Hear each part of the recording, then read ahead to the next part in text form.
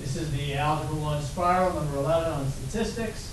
It says to answer each of the following questions, show all the work, find the mean, median, mode, and range. Normally what we like to do is put these numbers in order or array them in ascending order, and it's very easy to find the mean, median, mode, and range. The mean, add them off, divide by however many there are. The median is the middle number. If there are two numbers in the middle, average them. The mode is the number that appears most often, and the range is calculated by doing high minus the low. Of course, we could also just plug them all into our calculator by hitting Stat, Edit, putting them into list 1, and that can do the same thing. If you need to reset your calculator, remember you hit second, the plus button, 7, then 1, then 2. Don't hit delete. If you want to clear a list, you can hit the clear button, but don't hit the delete button. It ends up usually pretty poorly for you. So let me plug these numbers into my list 1. And now that they're all in here, I'll hit Stat again.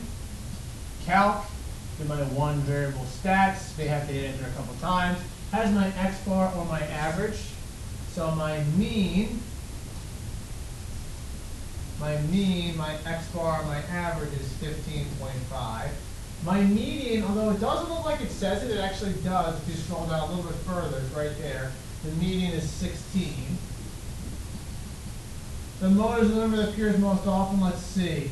So 16 appears twice. Just like the mode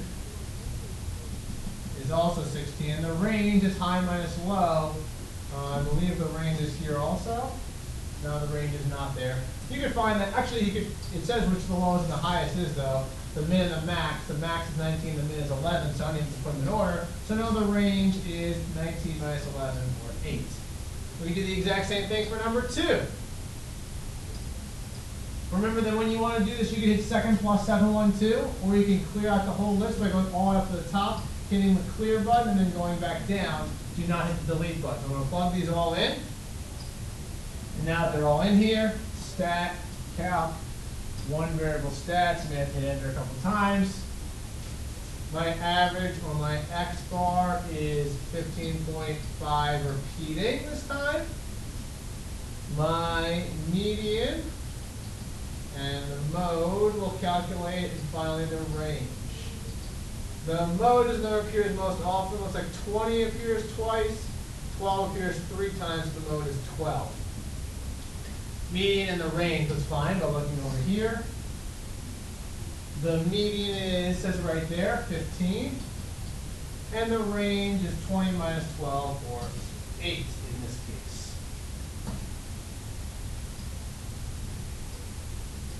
Number 3, consider the following test scores between Anna and Rachel. Answer the following questions accordingly. Who is the higher median? Who is the lower mean? Who is the lower range? So let me do those calculations. For each of those persons, I want to find the median for each. I want to find the mean or the X bar for each. And I want to find the range for each of these individuals. Let me just calculate those.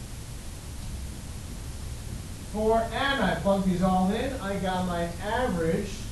Well, sorry, my average is right here. That's an 88.16 repeating. My median looks like it was an 89.5. So my median was 89.5. And the range was 98 minus 72, or 26. I'm going to do the exact same calculations by plugging in for Rachel. For Rachel, the average was an 86 for Rachel. Scroll down a little bit.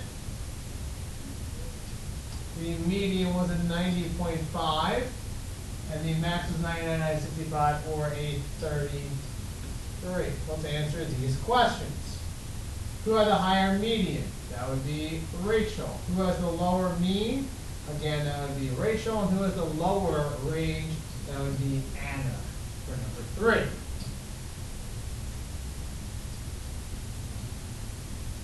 Number 4, 5, and 6 all ask you to use the formula for z-score. Z equals x minus mu over sigma. Remember, mu is the same thing as x bar, or the average, over the standard deviation. Samantha earned a 78% of her most recent vocab quiz. The class average was an 85, and the standard deviation was 5.2. Calculate Samantha's z-score. So z equals x, or her score, which is a 78, minus the class average, which is an 85, over the standard deviation, which is 5.2. 78 minus 8.5 is negative 7 over 5.2, which essentially means she did worse than the average, which she could have told because she was lower than the average. Let's find out what her actual z-score was, and do negative 7 divided by 5.2, which is a negative 1.35. We'll round to the hundredths place, negative 1.35. Not very good. Not horrendous, but not very good. Number 5. On a math test, the class average was a 63, so the mu was 63. Standard deviation, or sigma, was 7. And on a science test, the mean was 23, with a standard deviation of 3.9. Eugene got a 60 on his math test. Let's talk about math. What was his z-score? So z equals his score minus the class average, which is 63, over the standard deviation, which was 7. It was all for math. Negative 3 over 7 equals, let's calculate this. Negative 3 over 7 is a negative 0.43. For part B, Andrew got 73 on his math and 26 on his science. On which test did he do better? So this one we have 2 z-scores to figure out. Let's figure out his math first. This would be math. Z equals his score, 73 minus the class average, 63, over the standard deviation, which is 7. So it's 10 over 7, which is equal to 10 divided by 7, 1.42. Should be 1.43. Not too bad. Let's figure out what his science would be. Again, z equals his score, is 26, minus the class average for science, which was 23, over the standard deviation for science, which is a 3.9.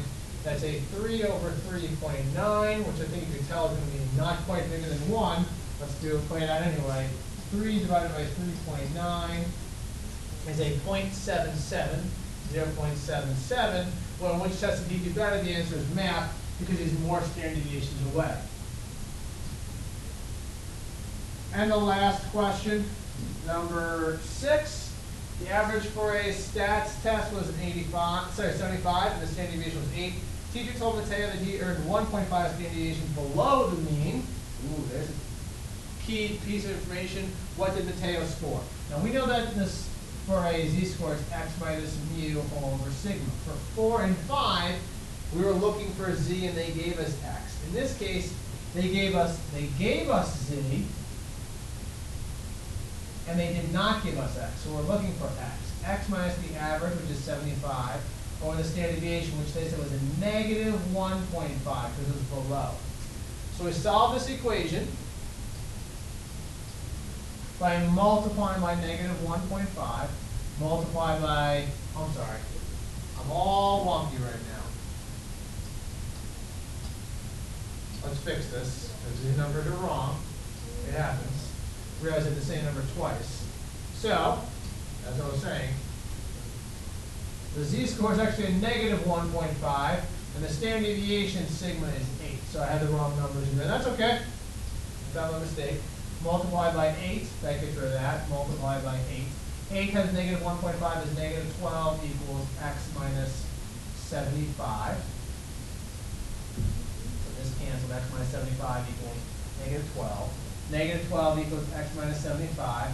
Add 75 to keep solving. Add 75. So x, or Mateo's score looked like it was a 63%.